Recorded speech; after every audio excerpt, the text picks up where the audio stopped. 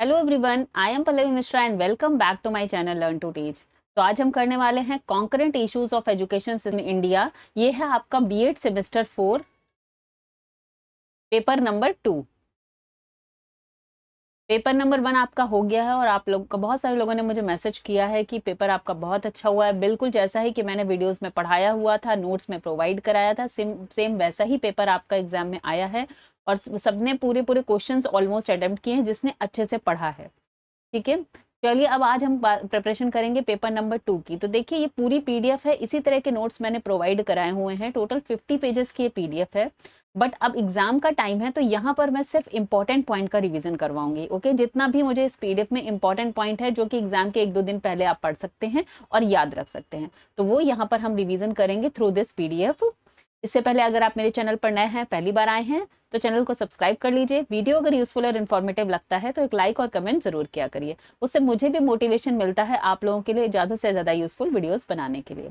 और PDF form में जिस तरीके से नोट्स हैं, अगर इसी पीडीएफ को देखकर पढ़कर आप लोग चाहते हैं कि आप नोट्स परचेज कर लीजिए, तो आप learn2teachhub.com पे जाकर पेड नोट्स परचेज कर सकते हैं, जिसमें आपको ये जो पीडीएफ है जो मैं आपको यहाँ पर एक्सप्लेन कर रही हूँ, और साथ में आपको पीवाईक्यूज मिल जाते हैं 3 साल के, और प्लस इजी नोट्स के एमसीक्यूज भी मिल जाते हैं। ठीक है, तो पूरा कंप्लीट आपको मटेरियल मिल जाता है और इतने से ही आपका पूरा पेपर आ जाएगा एग्जाम में। चलिए, और इसको खरीदने में अगर कोई प्रॉब्लम आती है तो 7208053840 इस नंबर पर मैसेज करके आप उस प्रॉब्लम को भी रिजॉल्व करा सकते हैं। तो चलिए स्टार्ट करते हैं अपनी class. Primary education, present scenario of Indian education में आता है यूनिट 1 में आपका primary education. Primary education means that education which is imparted to the children in the beginning. ठीक है, जो स्टार्टिंग में की जाती है। जितने भी हाईलाइटेड पॉइंट्स है मेन मैं उसी पर फोकस रखूंगी, क्योंकि उसी के ऊपर बेस्ड आपके क्वेश्चंस पीवाईक्यूज में आए हुए हैं। ठीक है, In 1937, Gandhi ji presented National Education Scheme in which the proposal for free compulsory education for grade class 1 to 8 for कितने एज ग्रुप के लिए, 6 to 14 ईयर्स के लिए। तो 1937 में गांधी जी ने प्रेजेंट की थी नेशनल एजुकेशन स्कीम, जो कि क्लास 1 to 8 के लिए थी, और एज ग्रुप क्या था, 6 to 14 ईयर्स।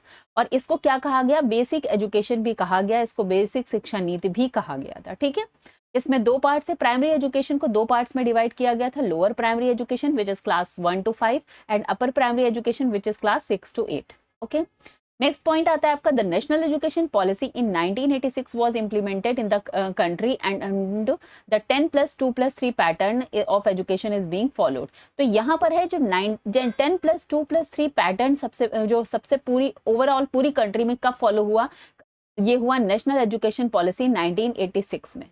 ठीक है, उससे पहले जो है कोठारी कमीशन ने जो 1966 में अपनी रिकमेंडेशंस दी थी, और 1968 में भी पॉलिसी आई थी जहां पर उन्होंने रिकमेंड किया था, बट वो पूरी ओवरऑल कंट्री में जो है होल कंट्री में इम्प्लीमेंट नहीं हुआ था। ठीक है, first 10 years of its core curriculum is divided into 3 parts. अब यहाँ पर जो 10+2+3 का स्ट्रक्चर था, इसमें 10 years कैसे डिवाइडेड था, 1 to 5 is primary education, 6 to 8 is upper primary education and 9-10 is secondary education. This all about 10, then 2, 11, 12 and उसके बाद हायर एजुकेशन। ठीक है, तो ये हमारा डिस्कशन था फॉर प्राइमरी एजुकेशन। इसके अलावा जो है आपको नेक्स्ट पॉइंट देखना, हंटर कमीशन जो 1882 में आया था, उसने सबसे पहली बार अपना व्यू दिया था प्राइमरी एजुकेशन को लेकर। ये शायद क्वेश्चन आज के पेपर में भी, जो आपका पेपर 1 हुआ है वहां भी आया हुआ है। ठीक है, और इनका 2 एम क्या था मेन, प्राइमरी एजुकेशन का first expansion for mass education, primary education को मास में करना, और दूसरा क्या था, प्रैक्टिकल लाइफ के लिए एजुकेशन। ठीक है, चलिए आगे बढ़ते हैं। इसके अलावा आता है आपका national curriculum framework 2005 more emphasise has laid on the national values secularism at present the aim of primary education in India as follows. तो नेशनल करिकुलम फ्रेम पर ही कई बार क्वेश्चन आते हैं एनसीएफ 2005 पर, तो इसमें कुछ पॉइंट्स हैं जो हम यहाँ पर याद कर लेते हैं। इसके अलावा इसका मेन है ये चिल्ड्रन सेंटर्ड यानी चाइल्ड सेंटर्ड जो है अपना करिकुलम रखने का यहाँ पर मेन फोकस है। बच्चे को एक्टिव लर्नर रखना है, एक्टिविटी करके सिखाना है, उसकी होलिस्टिक डेवलपमेंट करना है, क्रिटिकल थिंकिंग, ये सारी चीजें यहाँ पर जो है एनसीएफ की मेन फोकस था। ठीक है, to provide knowledge of health related rules to the children, to provide knowledge of mother tongue, regional language, natural, to develop community feelings among childrens, to encourage children to participate in cultural activities, to develop social, cultural, moral and national values and all, to provide opportunities of physical labor to the children, to develop respect for physical labor discover and activate their creative power, to direct children to respect one another, to make children aware about the environment, pollution, to develop scientific attitude, and to develop सर्व धर्म संभाव। ठीक है, तो याद रखना है ये NCF जो 2005 था उसके कुछ मेन पॉइंट्स थे। चलिए नेक्स्ट देखते हैं curriculum of primary education in modern India. तो ये हमने डिस्कस किया 10+2+3 pattern education declare in national education policy 1968 पहली बार किया गया था, बट उस टाइम पर ये पूरी तरह से लागू नहीं हुआ था, लेकिन जो है बाद में 1986 में ही ये कंप्लीट पूरे जो आप कह सकते हैं पूरी कंट्री में इसको अप्लाई किया गया, लागू किया गया। The NCERT prepared a core curriculum for the first 10 year of education इन 1975। तो ये क्वेश्चन आया हुआ है कि एनसीईआरटी ने जो पहला कोर करिकुलम बताया था वो 10 सालों के लिए बनाया था, कब? 1975 में। Okay, NCERT published a new framework of core curriculum for the first 10 years in 1988। उसके बाद जो नेक्स्ट था या 1975 में पहली बार किया था, तो दैट इज इंपॉर्टेंट, इतना ही आप याद रखिएगा।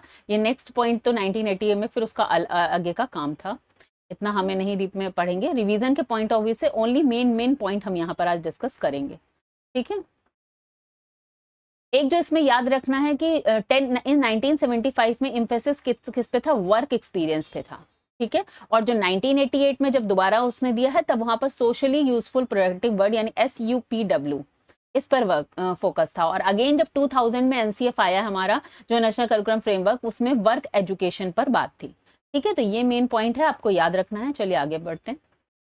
तो कोई आपका जो यूनिट ही है डेवलपमेंट ऑफ प्राइमरी एजुकेशन, तो ये हमने ऑलरेडी आपने अपने जो अभी पहला पेपर दिया है उसमें पढ़ा हुआ है। एंशियंट इज वैदिक, Buddhist, medieval, pre Mughal and Mughal period, और उसके बाद ये सारे हमारे मॉडर्न पीरियड, ठीक है। चलिए आगे बढ़ते हैं। इंपॉर्टेंट पॉइंट्स में हम नेक्स्ट पढ़ेंगे। मोहम्मद गौरी ने डिफीट किया था पृथ्वीराज चौहान को, ये and laid the foundation of Muslim rule in India, ठीक है। ये थोड़ा सा हिस्टोरिकल पर्सपेक्टिव यहाँ पर कभी कभी पूछ लिया जाता है। In 1556 Babur laid the foundation of Mughal empire. आपको जो मेन पॉइंट पढ़ना है, the credit to start modern primary education in India goes to the Christian missionaries, ठीक है। तो किसको मॉडर्न प्राइमरी एजुकेशन का जो क्रेडिट है वो किसको जाता है? क्रिश्चियन मिशनरीज को जाता है। नेक्स्ट देखते हैं। The education of English language and Christian religion was compulsory in this school। जो मिशनरीज ने स्कूल स्टार्ट किए थे उसमें इंग्लिश लैंग्वेज की और क्रिश्चियन रिलीजन की जो थी एजुकेशन वो कंपलसरी थी। चलिए आगे बढ़ते हैं। In 1773, the British government passed the Regulating Act where it appointed Warren Hastings as the Governor General। तो कभी कभी पूछ लेते हैं कि वारन हेस्टिंग्स को गवर्नर जनरल कब बनाया गया था? 1773, ठीक है। Thus a new era was heralded। 1807 में Lord Minto was appointed as governor general of India and advocated the Indian school system and support orientalist group. तो लॉर्ड मिंटो जो 1807 में अपॉइंट हुए थे, उन्होंने इंडियन स्कूल सिस्टम और orientalist group को support किया था, ठीक है। नेक्स्ट देखते हैं, ये हमने ऑलरेडी पेपर 1 में भी पढ़ा है। 1813 में ब्रिटिश जो पार्लियामेंट ने एक चार्टर एक्ट जो है लाया था, उसके according first time give order to related to the education East India Company in this charter act. पहला क्या था? Complete freedom to the Christian missionaries of any country to come India and propagate Christianity and education। और second क्या था? It is responsibility of the company to organize education for children in company ruled provinces, ठीक है। और third one is the company should spend a sum of ₹1 lakh on the education, ठीक है। तो ये 3 मेन पॉइंट्स याद रखने। Next आता है, Raja Ram Mohan Roy was a great supporter of English education system in it means anglicist group. हम लोगों ने ओरिएंटलिस्ट एंड एंग्लिसिस्ट पेपर 1 के लिए काफी डीप में पढ़ा हुआ है, लेकिन मैंने आपको बताया है पेपर 1 और पेपर 2 में कई टॉपिक्स में मीन्स वो क्वेश्चंस जो हैं इधर उधर दोनों में पूछ लेते हैं सेम, बिकॉज है पूरा एजुकेशन सिस्टम पर ही। और जो है कॉन्करेंट इश्यूज का मतलब आता है कि भाई प्राइमरी सेकेंडरी कहाँ से स्टार्ट हुआ है, ठीक है। नेक्स्ट देखते हैं, 1819 में Raja Ram Mohan Roy organise the Kolkata school society which establish many primary schools in Kolkata regions। 1833, the Indian East India Company received a new charter of the British government in which amount increased 1 lakh to 10 lakh। Okay, so already हमने discuss किया हुआ है। There was an Anglicist and Orientalist controversy in which Anglicist advocating for Western education in English, okay, and Orientalist favoring traditional Indian learning in Sanskrit and Persian। Clear? चलिए आगे बढ़ते हैं।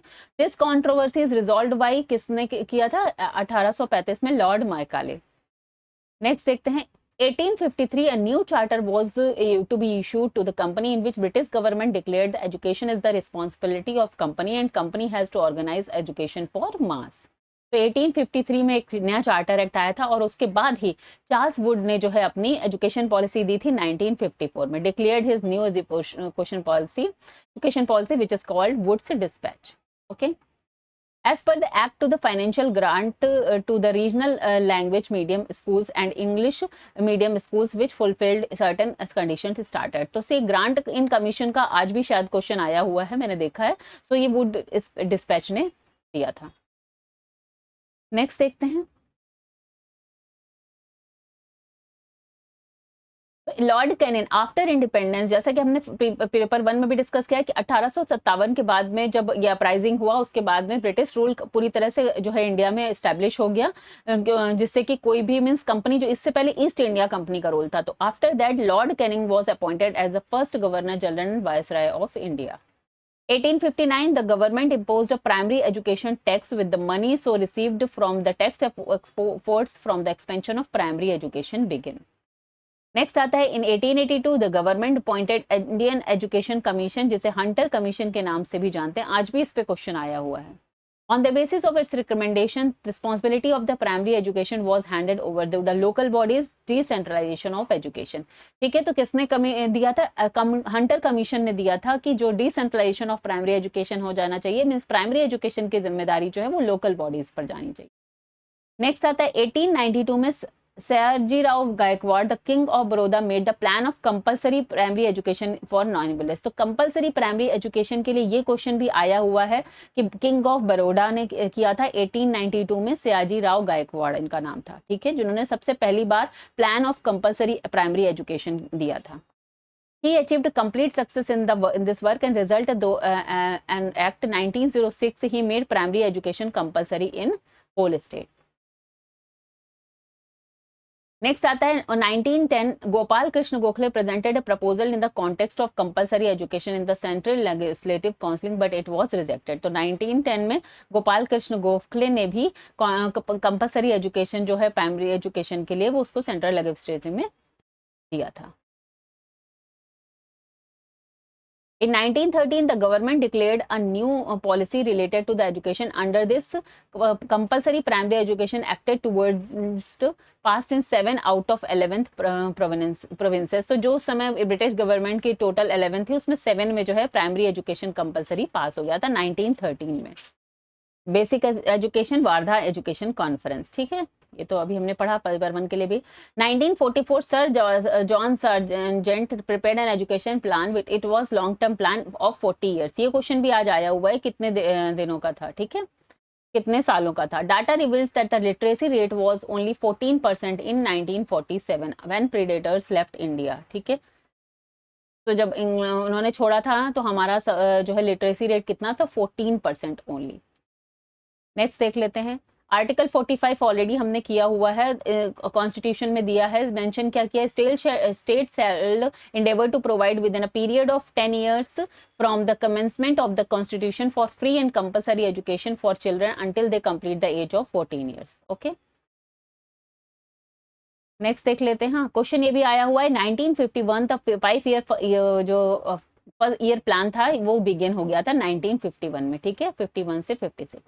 Next देखते हैं. In 1957 All India council for elementary education, जैसे AICEE was formed in the centre and is what interested with the task to give suggestions on the expansion and applicant of primary education. ठीक है, next आता है. इन 1966 कोठारी, जैसे जिनका full नाम था Daulat Singh Kothari commission, presented its report. This commission placed a special emphasis upon the equality of education. इन्होंने equality of educational opportunity की बात की थी, स्पेशल उस पर एम्फेसिस किया था. ठीक है, इसके अलावा backward caste, schedule tribes, minorities, tribal children, इन सब की एजुकेशन की भी बात की थी. At the same time it also give suggestion to check wastage and stagnation at the primary level. On its basis, the education policy in 1968 declared. ठीक है. In 1979, non-formal education, जैसे NFE, was started for the children 6 to 14 years, for who some reasons were unable to reap benefit of formal education. तो ये कब हुई थी non-formal education? 1979 में. 1986 policy को तो हमने बहुत अच्छे से किया हुआ है, in which universalisation of primary education was accepted at the national goal. Okay, during this plan 1987-88 में ऑपरेशन ब्लैक बोर्ड लॉन्च हुआ था।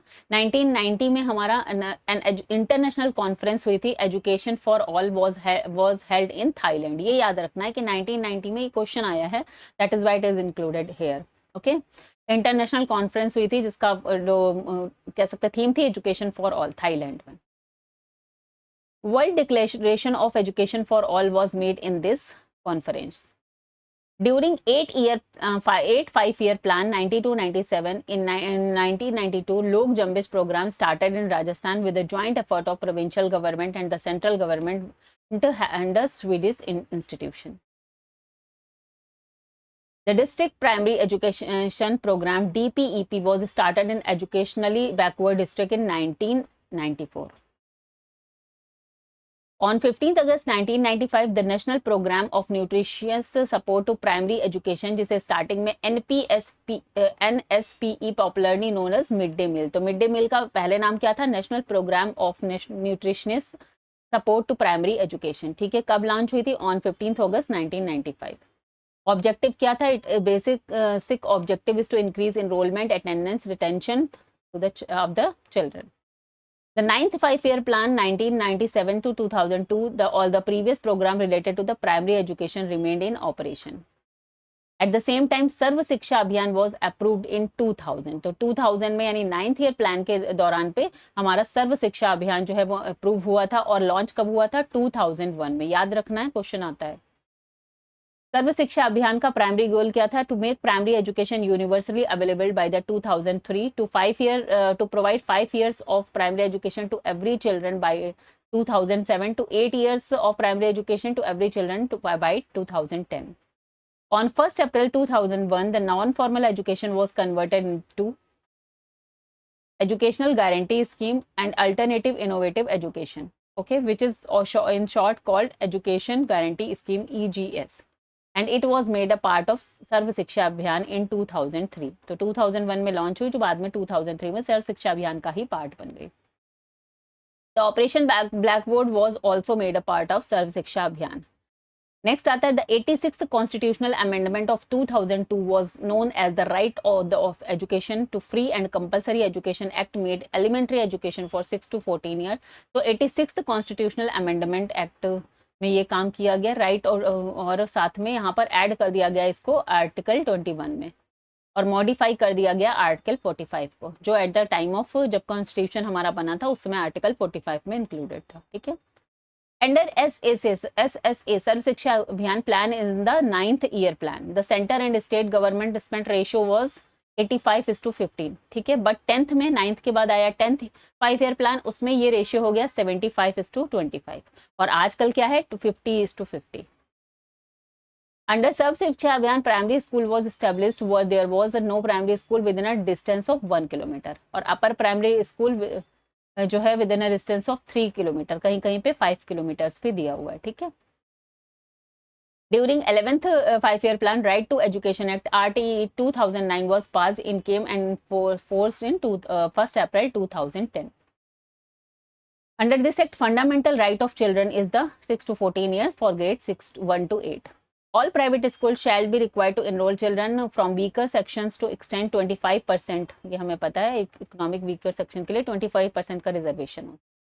ठीक है, नेक्स्ट देखते हैं। अब हमारा सेकेंडरी एजुकेशन को लेके जो भी है पॉइंट्स है उनको देखते हैं। In ancient and medieval period education in India was divided into 2 levels, primary and higher. ठीक है, नेक्स्ट आ जाते हैं हम। Wood Dispatch 1854 played a significant role in deciding the nature of modern secondary education in India. 1882 the British government appointed Hunter Commission, ये हमें पता ही है। The commission suggested the bifurcated secondary education into literary education and vocational category। याद रखना है, सबसे पहले Hunter commission ने लिटरेरी और वोकेशनल कैटेगरी की बात की थी सेकेंडरी एजुकेशन को करने की, डिवाइड करने की। नेक्स्ट आता है सेंट्रल गवर्नमेंट इन 1952। तो सेकेंडरी एजुकेशन पर उसके बाद कहाँ पर किया गया? 1952 में, जब सेकेंडरी एजुकेशन कमीशन बना, जिसको मुदालियर कमीशन के नाम से भी जाना जाता है। ठीक है, इसके चेयरमैन कौन थे? लक्ष्मी स्वामी मुदालियर। एम क्या था? डेमोक्रेटिक सिटीजनशिप बनाना, all end personality development, vocational efficiency and leadership quality develop करना। ठीक है, नेक्स्ट देखते हैं।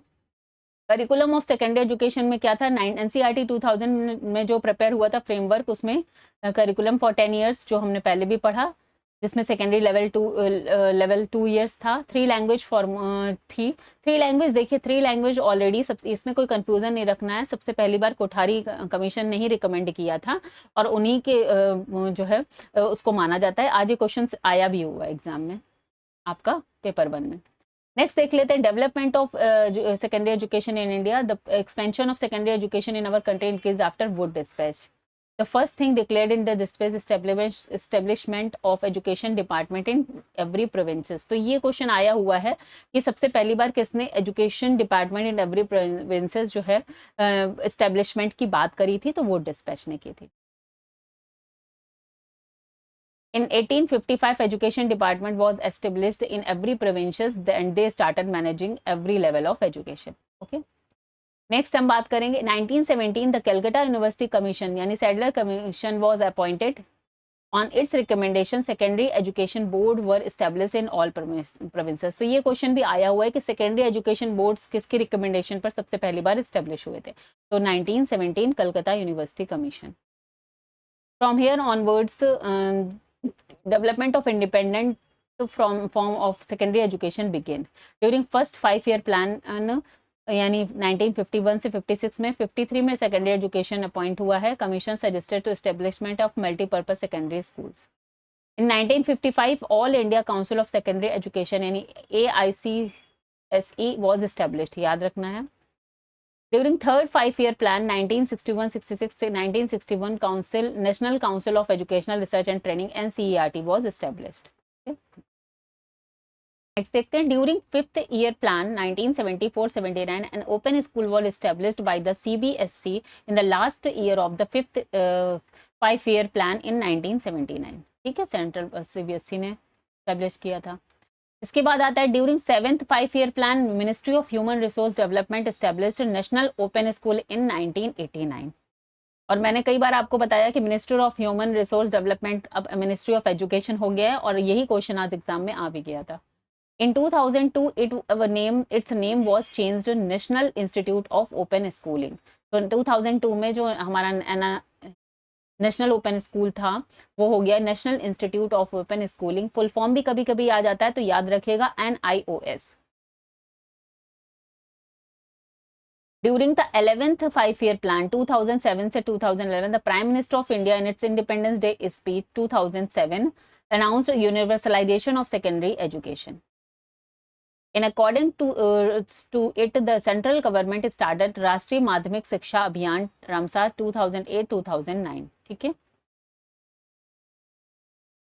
The main objective of this plan, अब इसके मेन ऑब्जेक्टिव्स पर भी क्वेश्चन आया हुआ, to provide facilities for secondary education to children in the age group of 15 to 16 years up to 2015। ठीक है, रिटेंशन इसका कितना करना है? 100% रिटेंशन का यहाँ पर बात की गई थी। This is a joint plan of central and provincial government यानी स्टेट गवर्नमेंट। 11th में ईयर में सेंट्रल और स्टेट का जो रेशियो था दैट वाज 75:25। 12th में ये हो गया 50-50। ठीक है,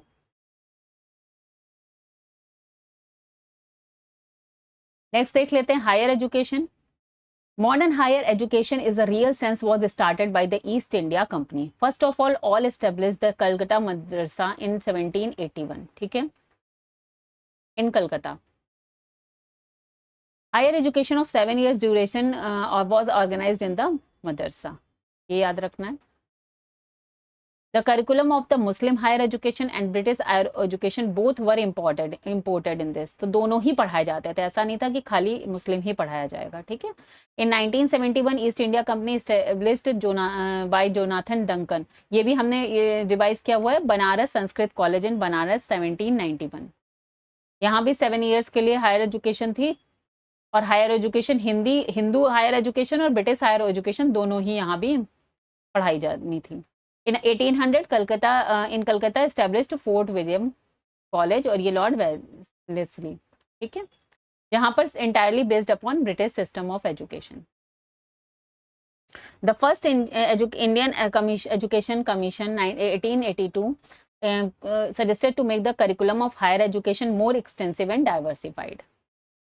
Next देखते हैं, after the Calcutta University Commission in 1917 suggested to organize the education of agriculture, law, Ayurveda, engineering to teacher education in the universities.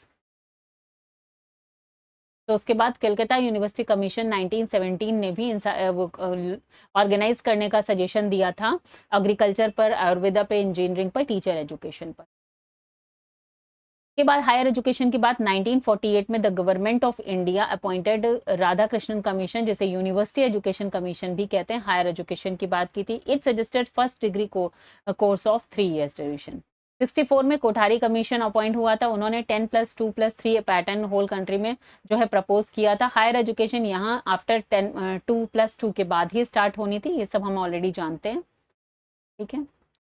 M क्या है, देखिए एम हर एजुकेशन का एम मेन होता है ओवरऑल डेवलपमेंट, ठीक है। तो इतना ज़्यादा मेन एम पर हम नहीं जाएंगे, वो सारे कॉमन ही होते हैं फॉर ऑल एजुकेशन सिस्टम।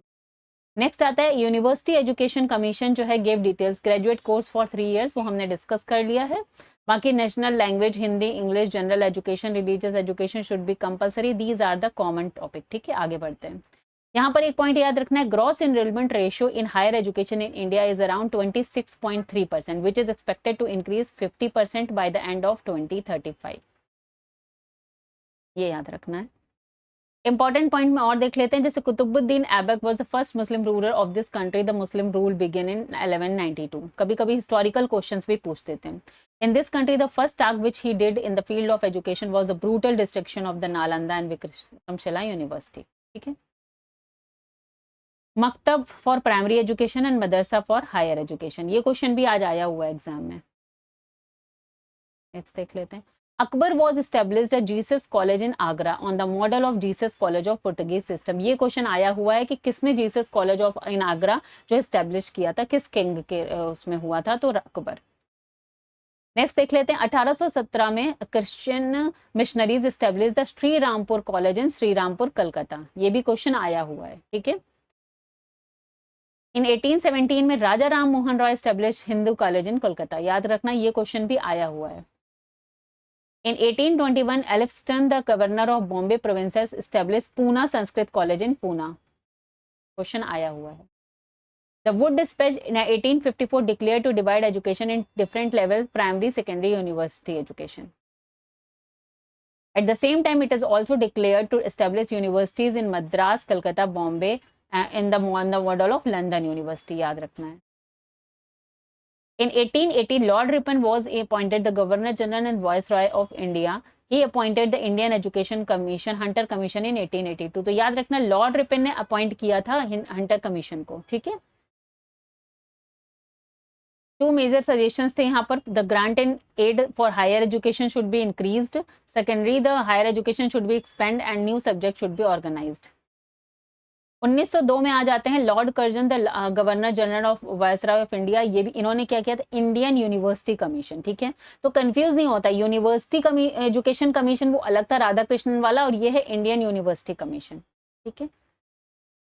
और यहाँ पर एक नेक्स्ट पॉइंट देख लेते हैं। 1904 में Lord Curzon declared Indian university act, याद रखना है Indian university act 1904 1904। Banaras Hindu university, Mysore university और पटना यूनिवर्सिटी इन 1917 वर्ड एस्टेब्लिश्ड। सैडलर कमीशन तो हम पढ़ चुके हैं। इसके बाद एक इंपॉर्टेंट पॉइंट आता है हर्टॉग कमेटी 1929, इसने किस पे दिया था, वेस्टेज एंड स्टैग्नेशन की बात की थी, याद कर लीजिएगा। इसके अलावा हायर एजुकेशन और अपलिफ्टमेंट की भी बात इन्होंने की थी। After partition 19 universities were left in India, 3 universities were went into Pakistan, ठीक है। आफ्टर इंडिपेंडेंस अगर कोई क्वेश्चन आता है फर्स्ट कौन सा कमीशन हुआ था, तो 1948 अवर government appointed university education commission, Radha Krishnan commission.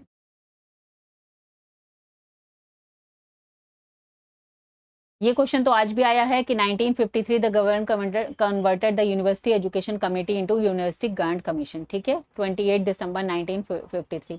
But हल्के में मत लीजिएगा, कभी कभी क्वेश्चन भी रिपीट हो जाते हैं, मीन्स जो पेपर 1 में आया वो पेपर 2 में भी आ जाता है। और ये इसको स्टैट्यूटरी बॉडी का कब दिया गया, 1956 में। ये पढ़ते हैं। In 1954, the Rural Higher Education Committee was formed. In 1956, constitutional status given to the University Grant Commission, वो हमने ऑलरेडी कर लिया. नेक्स्ट आता है इंदिरा गांधी नेशनल यूनिवर्सिटी से इग्नू कहते हैं, वो कब स्टैब्लिश हुआ था? 1985 में. In 1920, Central Advisory Board of Education was established. Its main function was to advise the central and state government on education-related matters. It dissolved in 1923 and again revived in 1935. Okay, चलिए आगे बढ़ते हैं. Types of universities in India, इस पे थोड़ा सा बात कर लेते हैं. कई बार क्वेश्चन इस पे आया हुआ है. Central university, state university and deemed university. ठीक है, अब इनमें क्या होती है? सेंट्रल यूनिवर्सिटी क्या होती है? The administration and financial responsibilities of these universities is completely to the central government. ठीक है, जैसे कि आपकी क्वेश्चन आया हुआ है कि अलीगढ़ मुस्लिम यूनिवर्सिटीज 1920 में सेंट्रल यूनिवर्सिटी है. Formally sir Syed Ahmad Khan established in 1875. Banaras Hindu university या Indira Gandhi national universities, these are the central universities. State universities, as administration and financial responsibility of these universities is on the state government. They receive development grants from the UGC. ठीक है, जैसे कि Agra, Kanpur, Gorakhpur, these are the state universities. अब एक आता है बात deemed university. The administration and financial responsibilities of these universities is on their founder managing institutions. ठीक है, जो फाउंडर होते हैं. देयर इज नो फिक्स्ड और universal rule for the appointment of the vice chancellor, और UGC provides maintenance grants as well as development grant, whereas to other it provides any development grant. जैसे Dayal Bagh, Agra, Gurukul Kangri, Haridwar, Banasthali Vidyapith, Banasthali are some such universities. ठीक है, नाम से ही कभी कभी आया हुआ है ये क्वेश्चन.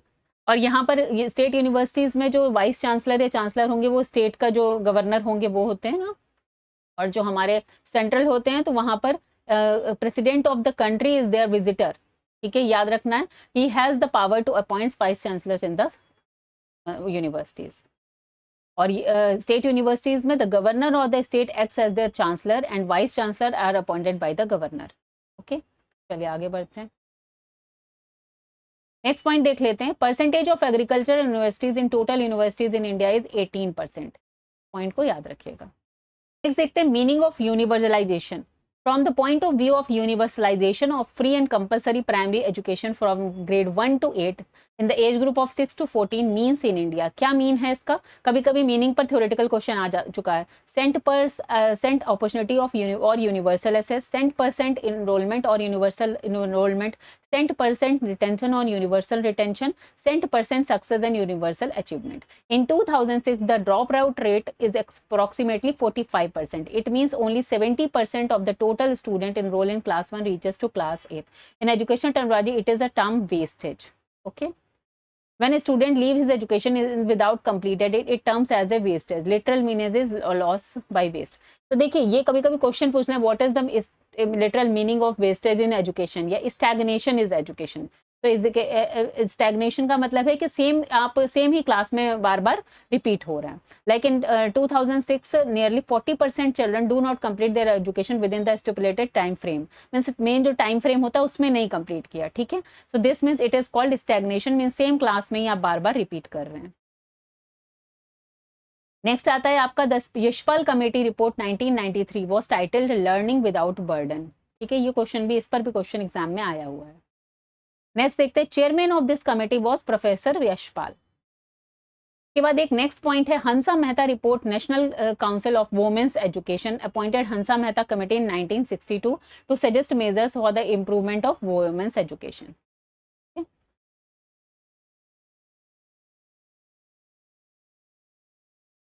नेक्स्ट देख लेते हैं, NPEGEL was launched into July 2003, stand for national programme for education of girls at elementary level. Concurrent issues related to education in India, teacher education in India. चलिए इसके इंपॉर्टेंट पॉइंट को भी हम revise कर लेते हैं. In 1961, National Council of Education Research and Training was established and it was entrusted the task to decide the nature of school education and teacher training. It first of all published a document, Secondary Education Teacher Education Curriculum in 1975. ठीक है, 75 में सबसे पहली बार NCERT ने teachers education curriculum present किया था. After that, it prepared another curriculum framework for National Council for Teacher Education NCTE and it is published in 1978. The title was Teacher Education Curriculum Framework. Next आता है, in this document it is clarified the aim of teacher education for both the level, primary भी और secondary भी. In 1986, NCTE prepared third document regarding curriculum of teacher education and published in 1988. In 1996, NCTE prepared a new document related to the teacher education which was published by NCERT in 1988, curriculum framework for quality teacher education. ठीक है, तो publish किया NCERT ने, बस उसको prepared NCTE ने किया. उससे पहले जो है हमारा NCERT ही ने पहली बार किया था. ठीक है, in 1975.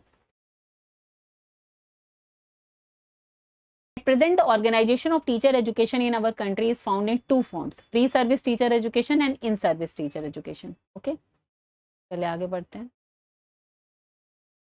The first to think over this problem after achieving independence was Radha Krishnan commission. तो टीचर एजुकेशन पर सबसे पहली बात किसने की थी? राधा कृष्णन कमीशन ने की थी. वो खुद भी एक टीचर थे, राधा कृष्णन. ठीक है, और उन्होंने किस किस चीज, दो तीन चीजें इंपॉर्टेंट थी, जैसे कि थ्योरेटिकल एंड प्रैक्टिकल वर्क की बात की. दूसरा कहा टीचर प्रैक्टिस जो है वो 12 वीक्स की होनी चाहिए. ठीक है, टीचिंग स्किल्स का जो मोर एम्फेसिस दिया, एनुअल एवेल्युएशन ऑफ कैंडिडेट्स. इसके बाद नेक्स्ट मुदालियर कमीशन ने भी टीचर एजुकेशन की बात की थी.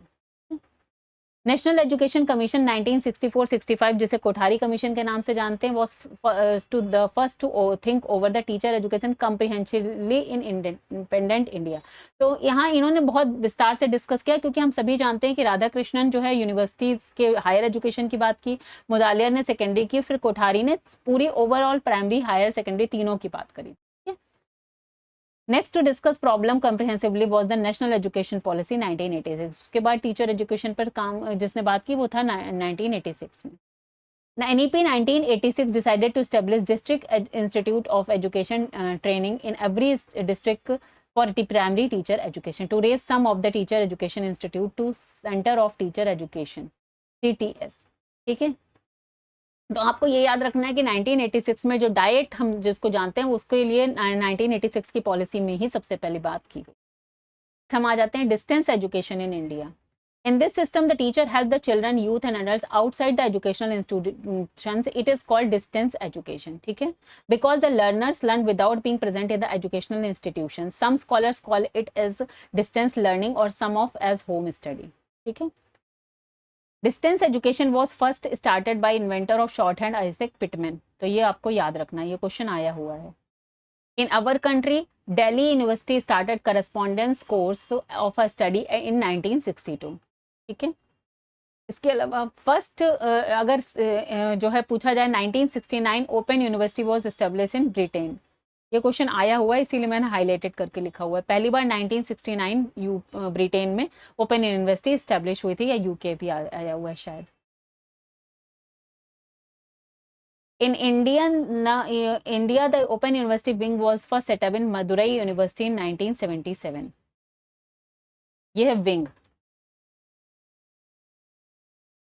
Even Illich he published his book is deschooling society. तो ये याद रखना, इवन इलिच की बुक है deschooling society. In 1982, the 12th conference of ICCE was held in Canada. After the correspondence education was called a distance education, and the name of the International Council for Correspondence Education changed into International Council for Distance Education. ठीक है, तो ये कब सब हुआ था? 1982, जो हमारी 12th कॉन्फ्रेंस ऑफ ICCE हुई थी, यानी international council for correspondence education हुई थी जो कनाडा में. उसके बाद जो है करस्पॉन्डेंस एजुकेशन का नाम चेंज करके डिस्टेंस एजुकेशन कर दिया गया, और international council for distance education का नाम हो गया. ठीक है, at present in India distance education is been conducted in two types: alternative to formal education yani correspondence education and open education. Correspondence education can be defined as the organized provision for instruction and education through post. Open education is that form of distance education which is free from findings of formal education and those of which are open to all, in which multimedia approaches used. Both are the form of distance education. In our country, only secondary and higher education is provided by correspondence education and open education. चलिए आगे बढ़ते हैं. ये next question point देख लेते हैं। The distance education in our country was started with the English language broadcast by BBC London. We ourselves started the broadcast of educational program on Doordarshan in 1959. In 1961, the Central Advisory Board of Education recommended to start correspondence education in our country. In 1962, the Delhi University started correspondence education for the first time, and open education started in our country in 1977. At first, Madhya Pradesh Madhyamik Shiksha Board started correspondence course in 1965. In 1980, Uttar Pradesh established the Correspondence Education Institute, which provided correspondence course to candidate to intermediate appearing privately, जो ऐसे private inter लोग करते थे पहले. In 1991, a Distance Education Council was established. जो distance DEB भी हो गया है, ठीक है, distance education bureau. The first independent open university was established in 1982 at Hyderabad. At that time, it was named as Andhra Pradesh Open University, which has now changed to Dr. B.R. Ambedkar Open University, Hyderabad. ठीक है, तो this is the first open independent open university. In 1982 में हुई थी, open हुई थी हैदराबाद में. In 1985, IGNOU जो है Indira Gandhi national open universities, ये दिल्ली में हुई थी, हमें सबको पता ही है. आफ्टर दैट 1989 में यशवंत राव चौहान ओपन यूनिवर्सिटी नासिक में हुई है. 1999 में 99 में राष्ट्रीय टंडन ओपन यूनिवर्सिटी इलाहाबाद में स्टैब्लिश हुई है. ओके, DEB का कभी कभी फुल फॉर्म बोल दिया, पूछ लिया था. DEB is distance education bureau. जो डिस्टेंस एजुकेशन काउंसिल थी उसका नाम अब चेंज हो गया. चलिए नेक्स्ट देखते हैं इग्नू. इससे रिलेटेड कुछ इंपॉर्टेंट चीजें देख लेते हैं. In September 1985, the young prime minister of Rajiv Gandhi presented the IGNOU bill in the parliament, on the passing of which the university was set up in 20 September 1985 in Delhi. Okay. The academic channel Gyan Darshan was initiated on 26 January 2000 by the joint effort of IGNOU and Doordarshan. IGNOU was also launched Gyan Vani as an educational FM radio network. Eklavya Channel, primarily a television channel, is a joint initiative of IIT and IGNOU dedicated to technical education. ठीक है, एकलव्य क्या था, technical education के लिए. PM Vidya was launched as a part of Atmanirbhar Bharat Abhiyan by the ministry of education on 17 May 2020. Swayam Prabha was inaugurated 7 July 2017 as a group of DTS channels devoted to telecasting quality educational program 24 hours a day, 7 days a week. ठीक है, स्वयं क्या है, स्वयं stand for study web of active learning for young inspiring minds. याद रखिएगा, full form भी कभी कभी पूछ लेते हैं. स्वयं is a portal for online courses. निष्ठा क्या है, national initiative for school heads and teachers holistic advancement. ठीक है, का फुल फॉर्म भी कभी कभी पूछ लेते हैं. इसके अलावा EDUSAT refers to GSAT-3 as a dedicated educational satellite launch by ISRO for delivering educational content via satellite based 2-way communication. Next देख लेते हैं. The IGNOU is the largest open university in the commonwealth. चलिए नेक्स्ट देखते हैं NIOS, national institute of open schooling. In the field of secondary education, the first setup was taken by Central Board of Secondary Education, CBSE, previously named as Board of High School and Intermediate Education, established in 1929. ठीक है, officially restructured and named the Central Board of Education in 1962.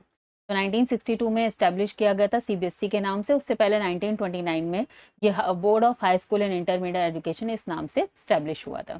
It established open school इन 1979 और सबसे पहली बार open school जो है वो CBSE ने ही जो है इस्टेब्लिश किया 1979 में.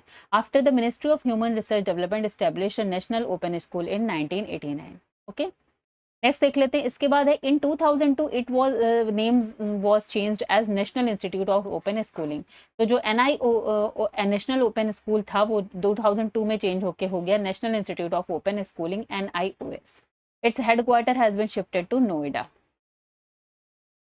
नेक्स्ट देख लेते हैं. Mukt Vidyavani, a web based audio programme has been started by NIOS. ठीक है, के अलावा there are 2 types of teachers that work in NIOS, full time and part time. दोनों टाइप के टीचर्स यहाँ पर वर्क करते हैं। आगे बढ़ते हैं। Course divided by provided by NIOS. तो कोर्सेज कौन कौन से? Open basic education, secondary education, higher education secondary curriculum and vocational educational curriculum. तो ये हम सब कॉमन ही चीज़ है। ओपन बेसिक को याद रखना है, इसमें जो लोग पढ़ाई बीच में जिनकी छोड़ जाती है। This institution provides open basic education to school drop outs, non illiterate या आउट ऑफ स्कूल पीपल, ठीक है। इसके अलावा सेकेंडरी जो 12th वगैरह भी होता है बाहर से, एनआईओएस प्रोवाइड कराता है। हायर सेकेंडरी करिकुलम में सारी चीज़ें वो सब कॉमन टॉपिक है, ठीक है। नेक्स्ट आ जाते हैं अब technical education and its issues. Generally education is divided into two categories, general and vocational. The education by which the people taught general subjects as language, literature, philosophy, history, geography, economic, polity, तो हम लोग बोलते हैं which this is prepared for them for common life is called general education, okay. The education by which people are taught some vocation और means of livelihood as farming, herding, carpentry, weaving, metal work, तो इससे बोलेंगे we working in them is called vocational education, ठीक है। एक point है, vocational education is an example of non formal learning focus on practical skills based training for of a specific occupation. तो ये याद रखना है कि वोकेशनल एजुकेशन जो है वो एक नॉन फॉर्मल लर्निंग में आती है। नेक्स्ट आता है Charles Allen Prosser is the father of vocational education. Vocational education is divided into two classes, एक तो प्रोफेशनल एजुकेशन है, दूसरा है टेक्निकल एजुकेशन। अब प्रोफेशनल एजुकेशन में क्या क्या आता है? Agriculture, medicine, law practice and teacher education. और टेक्निकल एजुकेशन में क्या आता है? Are included scientific technology education necessary for industry as well as scientific technological education needed for electric department, water supply department, railway department, जहाँ पर technical work होता है, ठीक है, टेक्निकल वैकेंसीज जहाँ पर आती हैं। नेक्स्ट आता है basic aim of technical education क्या होता है? Is to make an individual skilled in the application of scientific technology, okay. Kothari commission has two aims of technical education दिए थे, एक तो it will eradicate educate unemployment और दूसरा it will raise the standard of living. Clear? चलिए आगे बढ़ते हैं। नेक्स्ट देख लेते हैं। After the announcement of Wood dispatch, 1854 में जो वुड डिस्पैच जब अनाउंसमेंट होता उसके बाद Calcutta engineering college was set up in 1856 in Calcutta, ठीक है। इसके अलावा Thomas engineering college in 1847 at Roorkee and Poona engineering college in 1854 at Poona. Next आता है इंडियन एजुकेशन कमीशन, जिसे हम हंटर कमीशन के नाम से जानते हैं, जो 1882 में आया हुआ है। उसने रिकमेंड किया था high school curriculum, high school curriculum को ही टू पार्ट में रिकमेंड करने की बात करें, एक लिटरेरी और एक वोकेशनल। नेक्स्ट देखते हैं इन 1921 में HBTI के नाम से जिसे जानते हैं, फुल फॉर्म है हर्बर्ट बटलर टेक्नोलॉजी इंस्टीट्यूट, वो set up at Kanpur. In 1926 Indian school of sciences ISSS at Dhanbad. ये बढ़ते हैं। Government set up board of science and industrial research in 1940 and Delhi polytechnic in 1941, याद रखना है। आगे बढ़ते हैं। All India council for technical education, full form याद कर लीजिएगा, AICTE, all India council for technical education, on 30 November 1945 as advisory body, ठीक है। तो एडवाइजरी बॉडी के रूप में इसका एस्टेब्लिशमेंट हुआ था 30 नवंबर 1945 में। बाद में AICTE को सैचुरेटरी स्टेटस दे दिया गया 1987 पर। किसकी रिकमेंडेशन पर? नेशनल एजुकेशन पॉलिसी 1986 की रिकमेंडेशन पर, okay. Technical education, at present we have different types of technical education institutions from the viewpoint of administration and finance. They can be divided into three types: those established and run by central government, those established and run by the state government, and those established and run by private management, okay.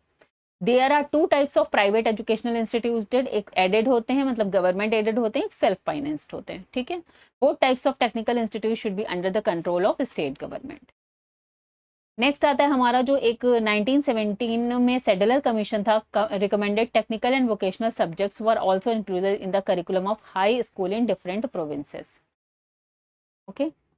Next हम पढ़ेंगे NPTEL, जी आया हुआ है इसलिए मैंने इसको यहाँ पर स्टार लगा के ऐड किया। NPTEL national programme on technology enhanced learning, full form याद कर लिएगा, it is a joint initiative between the IIT and IISCs। Next हम पढ़ेंगे NCERT के बारे में, national council of education research training. पहले बात तो educational research training full form तो याद ही कर लीजिएगा, आ ही जाता है। और कभी कभी होता है कि हम बहुत जो देखी हुई चीज़ बार बार देखते हैं कि लगता है हाँ ये तो आता ही है, वहाँ जाके उसमें ही कन्फ्यूजन हो जाता है। इसी में कहीं एजुकेशन बोल देगा, कहीं रिसर्च को कुछ से चेंज कर देगा, चार ऑप्शन अलग अलग हो जाते हैं, ठीक है। This council was constituted by central government 1 अप्रैल 1961। 1 अप्रैल भी याद रखिएगा, कभी कभी यही पूछ देते हैं डायरेक्टली, ठीक है। By combining the Indian institute of basic education, director of secondary education expansion programme, educational vocation guidance, कई सारी चीज़ों को कंबाइन कर दिया गया था। आपको बस इतना याद रखना, एनसीईआरटी 1 अप्रैल 1961 में जो है इस्टेब्लिश हुआ था। इट्स ऑफिस कहाँ पे है? अरविंदो घोष रोड, न्यू दिल्ली, ठीक है। At present it has 17 official regional office, 17 regional office, ठीक है। नेक्स्ट याद रखना है आपको, doctor Dinesh Prasad Saklani is the current director of NCERT, और इनका कार्यकाल कितने साल का होता है? 5 ईयर्स का होता है। और कौन अपॉइंट करता है? सेंट्रल गवर्नमेंट अपॉइंट करती है इनको। नेक्स्ट देखते हैं इनका, इसका चीफ एम क्या है। The chief aim and function of this council is to extend and bring about qualitative reform in school education and teacher education, दोनों में ही। नेक्स्ट आते हैं department of NCERT. To perform the above functions the national council of educational research and training has the following department. अब जो इसके जितने सारे काम हैं उसको फॉर्म करने के लिए भी यहाँ पर अलग अलग टाइप के जो हैं इसके डिपार्टमेंट हैं, ठीक है। चलिए नेक्स्ट देख लेते हैं इंस्टीट्यूशंस ऑफ एनसीईआरटी। इसमें क्या आता है? Indian national institution of education, NIE, ठीक है। ये भी इंस्टीट्यूशन किसका है? एनसीईआरटी का ही है। Its main function is holding of teacher training programme, conferences and workshop following the recommendation of the Kothari commission. This has been affiliated with Delhi university, याद रखना है। Central institute of educational technology, CIET, full form आपको सबके याद रखने हैं जैसे जैसे मैं बताती जा रही हूँ। The institute is responsible for preparing teaching ads के लिए and educational technology software for educational television, ठीक है, एजुकेशनल रेडियो, इन सब के लिए टेक्नोलॉजिकल है क्योंकि central institute of educational technology है तो इसकी रिस्पॉन्सिबिलिटी आती है for their broadcast by hardware. Next आ जाता है रीजनल इंस्टीट्यूट ऑफ एजुकेशनल, जिसको RIEs के नाम से भी जानते हैं। ये टोटल 5 नंबर में है, ठीक है। Located at Ajmer, Bhopal, Bhubaneswar, Mysore and Shillong, याद रखिएगा ये 5 नाम, और 5 है नंबर में, ये याद रखिएगा। They are affiliated to regional universities, जो भी रीजनल उस रीजन की यूनिवर्सिटीज होती हैं। They conduct 2 year BEd and 4 year BSc BEd, 1 year MEd, ये कोर्सेज फ्रॉम 1995। तो डेट तो आज तक नहीं पूछी गई, लेकिन इनका काम क्या है? BEd और BSc BEd ये सब MEd वगैरह कराना, ठीक है। They have been held responsible for universalization of primary education and vocalization of education at +2। चलिए नेक्स्ट देख लेते, Pandit Sunderlal Sharma central institute of vocational education, full form is this, was established in 1994। ये कभी आया नहीं है, लेकिन सिंस बुक में दिया रहता है और बुक से आपके बहुत सारे क्वेश्चंस आते हैं, इसलिए मैंने वो उस तरह के पॉइंट भी इंक्लूड किए हैं, ठीक है। Pandit Sunderlal Sharma institute central institute of vocational education, established in 1994। चलिए नेक्स्ट देखते हैं। अब हम आ जाते हैं NCTE, national council for teacher education. ये this council was first set up in 1973, okay. In December 1993 the parliament pass the national council for teacher education act. तो अगर एक्ट पूछ लेते हैं तो आपको याद रखना है 1993 दिसंबर, ठीक है। प्रोफेसर पंकज अरोरा इस समय NCTE के चेयरमैन हैं, ये आपको याद रखना है। इनका टर्म कितने का होता है? 4 ईयर्स का होता है। कभी हमेशा यूजुअली हमें पता होता है 5 ईयर्स, तो हम कंफ्यूज हो जाते हैं, 4 ईयर्स का है, ठीक है। NCTE as a statutory body, a constitutional status of government of India came into existence in the person of National Council of Teacher Education Act। तो नेशनल टीचर एजुकेशन एक्ट था 1993, उसके बेसिस पर statutory body कब बना? 17 अगस्त 1995, okay. Its headquarter is in new Delhi, ठीक है। और NCTE के 4 रीजनल ऑफिसेज हैं, याद रखने, नॉर्थ में जयपुर राजस्थान, साउथ में बैंगलोर कर्नाटका, ईस्ट में भुवनेश्वर उड़ीसा एंड वेस्ट में भोपाल मध्य प्रदेश। और ये रिकमेंड किससे किया गया था? It was recommended by national education policy in 1986 and the plan of action in 1992, ठीक है। NCTE aims to achieve planned and coordinate development of teacher education, regulate norms, standards, oversees teacher education program for pre-primary and secondary level including non formal and distance education. ठीक है, तो देखिए जो teacher education का curriculum है वो जो है एनसीईआरटी बनाता है, लेकिन जो उसके सारे नॉर्म्स होते हैं, स्टैंडर्ड होता है एजुकेशन को, प्रोग्राम को लेकर, या फिर और सारी चीज़ें जो टीचर्स के एजुकेशन के, टीचर्स के, जैसे कि बीएड है, इसका क्या इसका नॉर्म्स रहेंगे, क्या स्टैंडर्ड रहेंगे, वो सारी चीज़ें जो है एनसीटीई देखता है। ठीक है, और जो है एनसीईआरटी को गाइड भी करता है for there the curriculum. It develops teacher education policies बनाते हैं और साथ में करिकुलम के लिए भी डिजाइन करते हैं। ठीक है, तो recognising and accrediting teacher training institutions like BEd, DPSP, DElEd and DPEd. ठीक है, The National Council Teacher Education had announced 1-year Bachelor of Education and Master of Education program will return from the academic session 26-27। तो ऐसा announcement हमने सुना हुआ है। ठीक है, the integrated teacher education programme, जिसे ITEP भी बोलते हैं, याद रखिएगा फुल फॉर्म ही पूछ लिया आता है, for 4 years teacher education, BA, BEd, BSc, BEd, इस तरह से programme has been introduced in 57 institutes इन 23-24 will become a mainstream course from 25-26। ठीक है, NAAC देख लेते हैं, national assessment and accreditation council, याद रखना है फुल फॉर्म, सबसे पहले तो फुल फॉर्म ही आप याद रखिएगा। ठीक है, the national assessment accreditation council NAAC is an autonomous body established in the by the university grant commission. तो यूजीसी ने इसको स्टैब्लिश किया है, याद रखना है, ये एक ऑटोनॉमस बॉडी है, मीन्स इसके पास खुद अपनी सत्ता है, किसी से डिपेंडेंट नहीं है, अपने डिसीजन लेने के लिए फ्री है। अच्छा, इसका एम क्या, aiming to ensure and improve the quality of higher education. ठीक है, NAAC was established in 1994। At present professor M Jagdish Kumar is the chairman of UGC. देखिए, चेयरमैन ऑफ यूजीसी को अब आप यहाँ पर चेंज कर लेंगे, अभी रिसेंट में ये बदल गए, ये हो गए विनीत जोशी। विनीत जोशी पहले उससे उनसे पहले जगदीश कुमार थे। NAAC headquarter in Bangalore. NAAC is funded by the university grant commission, ये हमने डिस्कस कर लिया है। नेक्स्ट देख लेते हैं।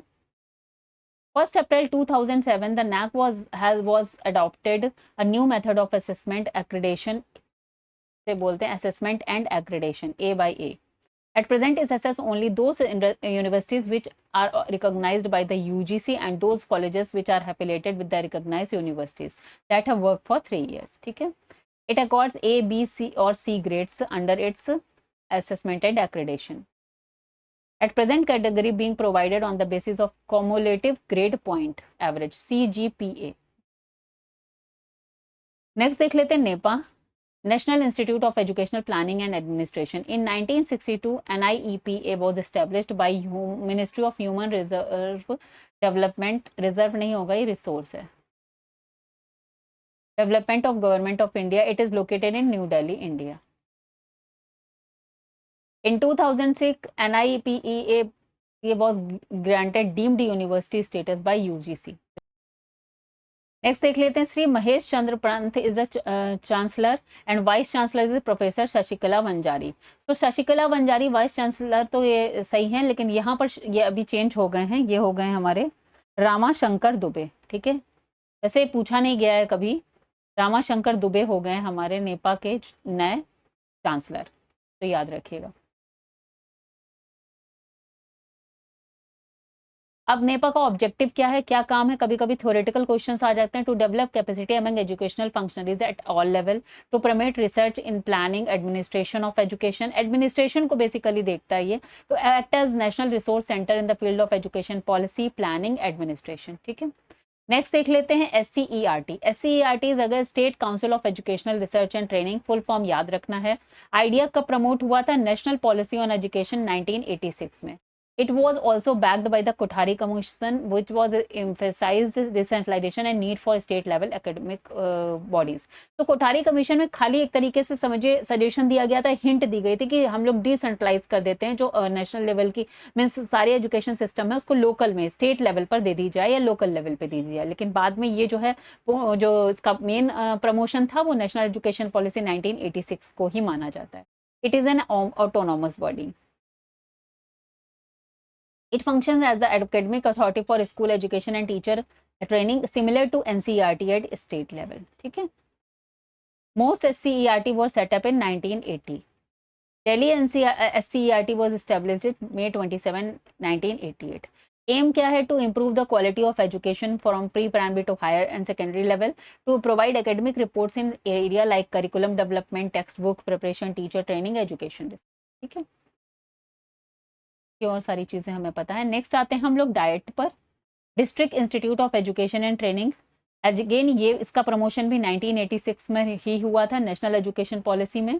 डाइट का मेन एम क्या है? To improve the quality of elementary education through training, research and resources support at the district level, to provide pre service and in service teacher education and support educational planning and innovation all the at the district level. ठीक है, functions क्या होंगे? Pre service training जैसे DElEd BTC वगैरह होता है, in service training of teachers, headmasters, educational जो time पर जो सर्विस में हो टीचर्स उनकी ट्रेनिंग दी जाती है। इसके अलावा support action research in education, curriculum material development, monitoring and evaluation of school education programme, SSA and Samagra Shiksha अभियान। जो भी ये हमारे जो यूपी में प्राइमरी एजुकेशन पे जो भी काम होता है वो सब डाइट में देखा जाता है। नेक्स्ट एक है national higher education regulatory council, जैसे NHERC, regulate and propose to regulate higher education excluding medical and legal India. ठीक है, तो ये कहीं ऊपर क्वेश्चन आया होगा, that is why I have included it here. तो ये याद कर लीजिएगा, फुल फॉर्म याद कर लीजिएगा, national higher education regulatory council. Next आ जाते हैं हम universalization of elementary education, unit 3 है ये आपकी। Universalization of education means making education accessible, available and compulsory for all children. ठीक है, वी ऑल नो दैट। ठीक है, मेन एम क्या था? Regardless of their background, gender, economic status, कुछ भी हमें सबके लिए एक्सेसिबल बनानी है, अवेलेबल बनानी है। कोठारी कमीशन ने सबसे पहले रिकमेंड किया, first strongly recommend the universalization of elementary education after independence. फिर री कब हुआ? ये 1986 में, फिर बाई लेटर 2020। ये हमने सब पढ़ लिया है। 86 कॉन्स्टिट्यूशनल अमेंडमेंट एक्ट 2002 में हुआ था। फंडामेंटल राइट बना दिया गया, 21A में डाल दिया गया 6 to 14 ईयर्स के लिए। एक ये याद रखना है, national education policy 1986 spend 6% of the budget on education. तो ये पूछा गया है 6%। ठीक है, but about 4% only spent on education. ये हमने कर लिया है। The world conference on education for all organised in 1990 in Thailand. ठीक है, गोल्स ऑफ यूनिवर्सलाइजेशन एजुकेशन क्या था? Universal access, universal enrolment, universal retention and universal achievement. Clear? Major achievements हमें इसके पढ़ लेने हैं। राइट टू एजुकेशन एक्ट 2009, ये हमने पढ़ लिया है। इसमें एक ही याद रखिएगा, क्वेश्चन आया हुआ है। Right to education act 2009 has 7 chapters, 38 sections and 1 schedule. और ये एम्फेसाइज किस पे करता है? इंक्लूसिव एजुकेशन पर। के अलावा एसएसए के बारे में हमने पढ़ लिया, मिड डे मील स्कीम भी पढ़ ली, ग्रॉस एनरोलमेंट रेशियो, ये सब कॉमन टॉपिक है। मेजर स्टेप्स भी हमने पढ़ लिए हैं। Primary schools available with in a distance of 1 kilometre और अपर प्राइमरी 2 और 3, और in the field of district primary education, ये हमने पढ़ लिया DPEP 1994। नेक्स्ट आ जाते हैं vocationalisation of secondary education. It refers to integrating vocational skill based education with a general academic education at the secondary means class 9 10th and higher secondary 11th and 12th. The goal is to prepare a student for employment, self employment or to pursue higher education in educational field. ठीक है, recommendation देख लेते हैं। सबसे पहली बार अगर आता है तो would dispatch 1854 first advocated for the structured education system including in the introduction of vocational courses at the secondary level. उसके बाद 1882 में इंडियन एजुकेशन कमीशन, जिसे हंटर कमीशन के नाम से भी जानते हैं, उन्होंने 2 टाइप ऑफ करिकुलम की बात करी, लिटरेरी एंड वोकेशनल।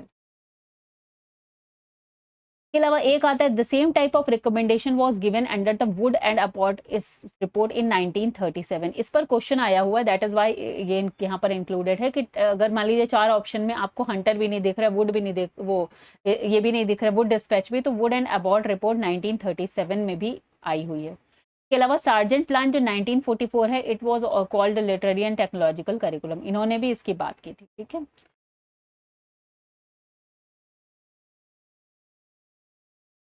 वोकलाइजेशन की बात में द नेशनल एजुकेशन कमीशन, जो हमारा कोठारी कमीशन है, recommend to start vocalisation of secondary education in place of diversification of secondary educational courses.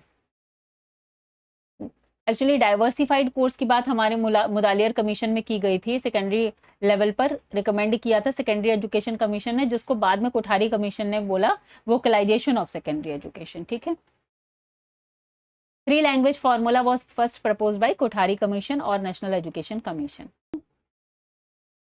The first system in this direction, vocalization में was in the National Education Policy in 1986. It is a plan of action determine the goal of bringing 25% student of higher secondary level plus 2 to this system by 1995. तो कितने थे? 25%। कभी कभी question आ जाता है इस तरह का। नेक्स्ट देख लेते हैं। On May 9th 2013 the union cabinet gave its nod to form national skill development agency, जिसे NSDA बोलते हैं। ठीक है, तो ये कब फॉर्म करने की बात हुई थी?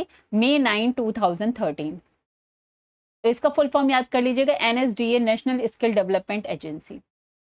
नेक्स्ट आ जाते हैं privatization of education. In 1969 Peter Drucker introduce the term privatization in the book the age of discontinuity.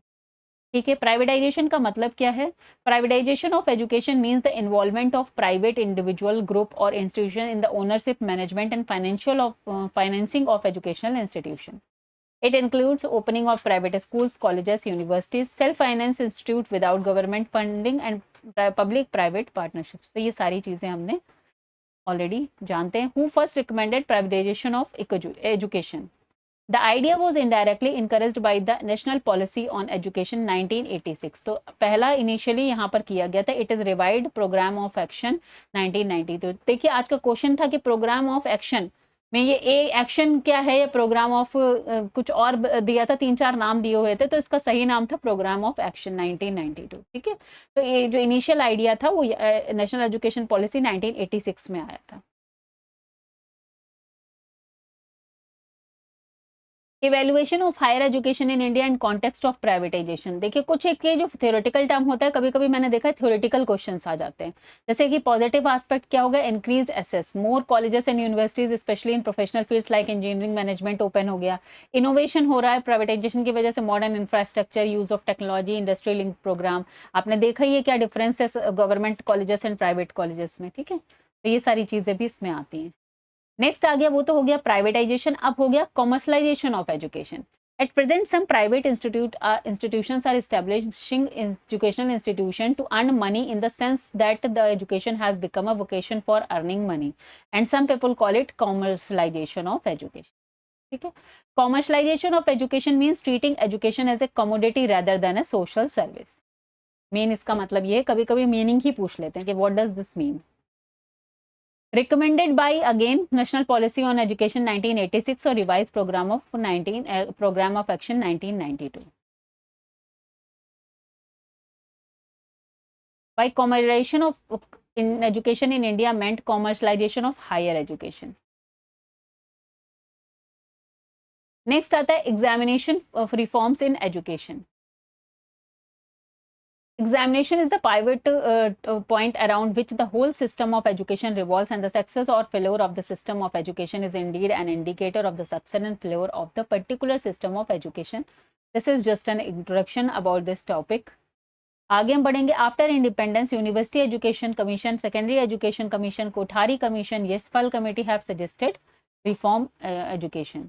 Dr. Radhakrishnan, who chaired the University Education Commission, said that we are convinced that if we are suggest one single reform in the university education, it should be that of examination. ठीक है, examination पे इतना उन्होंने focus किया था। इसके अलावा मुदालियर ने भी इसकी बात करी है, और फिर कोठारी कमीशन में भी एग्जाम को रिफॉर्म करने की बात की गई है। ठीक है, NCERT national curriculum frame 2005 is more current reform document placed emphasis on examination reform. और यहाँ पर क्या किया गया? NCF 2005 emphasized the need for reforms in recent examination system by making the child friendly and express stress free. ये याद रखना है कि चाइल्ड सेंटर्ड एजुकेशन की बात की गई और स्ट्रेस फ्री रखने की बात की गई। और 2009 evaluation should a product framework and limited should be not be limited to examination alone. The Right to Education Act जो हमारा 2009 है वो ये बताता है। इसके अलावा है according to NEP 2020 360 degree assessment की अब बात हो रही है। ठीक है, आगे बढ़ते हैं। डिटेरियोरेशन इन एजुकेशनल स्टैंडर्ड्स, ये एक जनरल टॉपिक है, इसमें ऐसा कुछ आपको देखने को नहीं मिलेगा। तो हम बढ़ेंगे अपने next unit number 4 last unit है आपकी। अगेन हम लोग यहाँ पे वही इंपॉर्टेंट पॉइंट्स डिस्कस करेंगे जो आपके एग्जाम में आते हैं। National education policy 1986 proposed and implement by the government of India under prime minister Rajiv Gandhi. ठीक है, किस पर बेस्ड थी? अगर आता है बेस्ड किस पर थी तो 1986 जो कोठारी कमीशन के रिकमेंडेशंस थी, उसके बाद 1986 में जो 68 में जो पॉलिसी बनी उसी के बेस्ड पर 1986 का भी ड्राफ्ट तैयार किया था। डिक्लेयर कब हुई थी? मई 1986। अब इस डॉक्यूमेंट्स की कुछ इंपॉर्टेंट चीजें हैं जो आपको याद रखनी है। The document of the national policy on education has 12 chapters. ठीक है, डिवाइडेड इनटू 24 पार्ट्स। ये 2 क्वेश्चंस आए हुए हैं, कितने चैप्टर्स थे और कितने पार्ट्स थे। आगे बढ़ते हैं। Aimed to universal access quality equity relevance in education, focus on removing disparity specially for girls CST और रूरल। मीन्स वही इक्वलिटी की बात की गई, तो सभी को इक्वल अपॉर्चुनिटीज देनी है। Stress the need of the education to be tool for an national development. ठीक है, मेजर चीजें हम लोग ऑलरेडी देख ली हैं यहाँ पर। Major reforms and initiative after 19 NEP 1986 is revised programme बना 1992 में। ठीक है, establishment of DIET 1987 onwards. Operation blackboard 1987 याद रखना है। सर्व शिक्षा अभियान 2001 2001 याद रखना है। मिड डे मील स्कीम 15 अगस्त 1995। National curriculum framework 2005। Right to education act 2009। NEP 1986 introduce continuous and comprehensive evaluation, ये भी याद रखना है। ठीक है, इसके अलावा जवाहर नवोदय विद्यालय, ये भी ना अंडर 1986 जो है किया गया, जो है स्टैब्लिश किए गए थे। और इनका मेन काम क्या है? टैलेंटेड रूरल चिल्ड्रन, जो रूरल एरियाज के टैलेंटेड चिल्ड्रन होते हैं उनको जो है फ्री क्वालिटी एजुकेशन प्रोवाइड करवाना। ठीक है, and to bring 10% to of student higher secondary school by 1990 and 25% in 1995 in vocational education. ये सारी चीज़ें थी सजेशंस बाय 86 वाली पॉलिसी में। ठीक है, नेक्स्ट आ जाते हैं राम मूर्ति कमेटी 1990। इन 1986 की पॉलिसी स्टार्ट हुई, बट 89 में हमारी गवर्नमेंट हो गई चेंज। तो गवर्नमेंट चेंज हो गई तो जो नए प्राइम मिनिस्टर आए विश्वनाथ प्रसाद सिंह, उन्होंने नई कमेटी फॉर्म कर दी फिर से एजुकेशन को रिफॉर्म करने के लिए, कुछ सजेशंस के लिए। उसको बोलते हैं श्री राम मूर्ति इन 1990। तो आपको इसमें याद क्या रखना है? श्री राम मूर्ति कमेटी है जो 1995 में बनी थी रिव्यू करने के लिए नेशनल एजुकेशन पॉलिसी 1986। बस इतना ही मेन याद रखना है। एक कभी कभी पूछ सकते हैं कि कमेटी सबमिटेड इट्स रिपोर्ट इन 1991, तो 90 में बनी और 1991 में इन्होंने रिपोर्ट सबमिट की थी। नेक्स्ट आ जाते हैं जनार्दन रेड्डी कमेटी। तो जैसे ही अगेन वापस से गवर्नमेंट हमारी चेंज हुई और राजीव गांधी की गवर्नमेंट आ गई, तो वापस से उन्होंने क्या किया? 1992 में अगेन एक जो है कमेटी फॉर्म हो गई रिव्यू करने के लिए। Okay, 1992 the government form a new committee to review the implementation of education policy 1986 under the chairmanship of Janardhan Reddy. तो ये याद रखना है, जनार्दन रेड्डी चेयरमैन थे जो 1992 की कमेटी आई थी। ठीक है, programme of action. The committee suggested continue Navodaya Vidyalaya जैसा चल रहा था। Anganwadi worker should play an expanded role for the number of activities, supports service for women, children's, child care, ये सारी। Operation blackboard should be implemented in the senior primary schools, also minimum learning level should be achieved at the primary level. तो operation blackboard 86 में primary level पर था, but senior primary level पर operation black board जो है 1992 में start हुआ। ठीक है, 40,000 amount is given to the senior primary schools under the Operation Blackboard plan, and it is implemented at the senior primary level of 1992. The ratio of primary schools to senior schools कभी कभी पूछ सकते हैं, should be 2:1. Okay, ये हमने पढ़ लिया 1। चलिए नेक्स्ट देखते हैं रिवाइज्ड एजुकेशन पॉलिसी इन 1992। तो ये जो अभी हम जनार्दन रेड्डी वाली पढ़ रहे थे, इन्होंने क्या क्या इसमें रिवीजन किया? National education policy in modification of 1986 same है, एम्फेसिस यूनिवर्सलाइजेशन ऑफ एजुकेशन को इक्वल अपॉर्चुनिटी प्रोवाइड की जाएगी। ये किसने किया? कांग्रेस की गवर्नमेंट अगेन आ गई तो PV नरसिम्हा राव ने किया। यहाँ पर जो आपको याद रखना है ये है plan of action has been divided into 23 parts. ठीक है, यहाँ पर ये क्या है? प्लान ऑफ एक्शन जो है 23 पार्ट्स में डिवाइड किया गया है। In revised National Education Policy 1992, senior primary education is declared to be universally made universally available by the 2005. ठीक है, और in the revise national education policy 1992 primary education was declared to be universally available by 2000। Next इसमें था revise national education policy 1992 also known as implementation programme of 1992। ठीक है, तो ये याद रखना है। यशपाल कमेटी हमने ऑलरेडी डिस्कस कर लिया है। NCTE recommended by national education policy 1986 and plan of action 1992, ये भी हमने कर लिया है। नेशनल नॉलेज कमीशन, ठीक है, इसके बारे में कर लेते हैं, इस पर क्वेश्चन आया हुआ है। नेशनल नॉलेज कमीशन, जिसे NKC भी बोलते हैं, was an advisory body of prime minister of India, constituted in 2005, okay, with the goal of transforming India into a knowledge based economy. ठीक है, 13 जून 2005 को ये एस्टेब्लिश हुआ था और 2014 को after the end of UPA government dissolve भी हो गया, तो अब नहीं है। चेयरपर्सन क्या है, सैम पित्रोदा थे उस टाइम पर। Advisory to the prime minister of India doctor Manmohan Singh at that time. ठीक है, ऑब्जेक्टिव क्या था, to recommend policy measures that would help India leverage knowledge to become a global leader in the knowledge economy. Next आ जाते हैं NTA, national testing agency. The National Testing Agency (NTA) is an autonomous and self-sustained premier testing organization under the Ministry of Education. ठीक है, Government of India. It conducts entrance examination for admission, fellowship in higher educational institutions. Established कब हुआ था, 2017 में। Operation since 2018, headquarter new Delhi. ठीक है, minister of education के अंडरगट आता है, ये भी याद रखना है। डायरेक्टर जनरल जो है appointed by the central government. बस इतनी चीजें मेन यहाँ पर आपको याद रखनी। नेक्स्ट आ जाता है नेशनल एजुकेशन पॉलिसी 2020। काफी इसमें अच्छे से हमने पेपर 1 के लिए भी किया हुआ है। चलिए मेन टॉपिक अगेन रिवाइज कर लेते हैं। National education policy 2020 was introduced by the government of India 29 जुलाई 2020। ठीक है, after 34 years India adopted goal 4 SDG 4 of the 2030 agenda. ठीक है, it aims to transform the Indian education system to meet global standards, holistic, inclusive and multidisciplinary learning। याद रखना है। Chairman कौन थे, doctor K Kasturi Rangan. The first state, याद रखना है, the first state in India to implement education policy 2020 is Karnataka. अच्छा, एक बार फिर से इसके सारे स्ट्रक्चर्स को पढ़ लेते हैं। इस पे आज भी क्वेश्चन आया हुआ है। 5+3+3+4 सिस्टम। ठीक है, जिसमें 5 ईयर्स फॉर फाउंडेशनल एज, जिसमें 3 ईयर्स आंगनवाड़ी या प्री स्कूल रहेगा, और क्लास 1 एंड 2 2 ईयर्स के लिए रहेंगे, जिसको हम लोग बोलेंगे जिसमें बच्चे क्लास 1 के बाद आगे बढ़ेंगे। ठीक है, which has an ECC qualified teachers age 3 to 6 year. के बाद प्रिपरेटरी स्टेज जो हमारा आएगा 3 ईयर्स का, उसमें क्लास 3 to 5। फिर मिडिल स्टेज आएगा क्लास 6 to 8। फिर सेकेंडरी स्टेज आएगा क्लास 9 to 12। ठीक है, तो 5+3+3+4 इस तरीके से ये आपका जो है पूरा स्टेजेस हैं, इसको याद कर लीजिएगा। क्वेश्चन इस पे आता ही आता है और इस बार भी आएगा। Focus on early childhood care and education.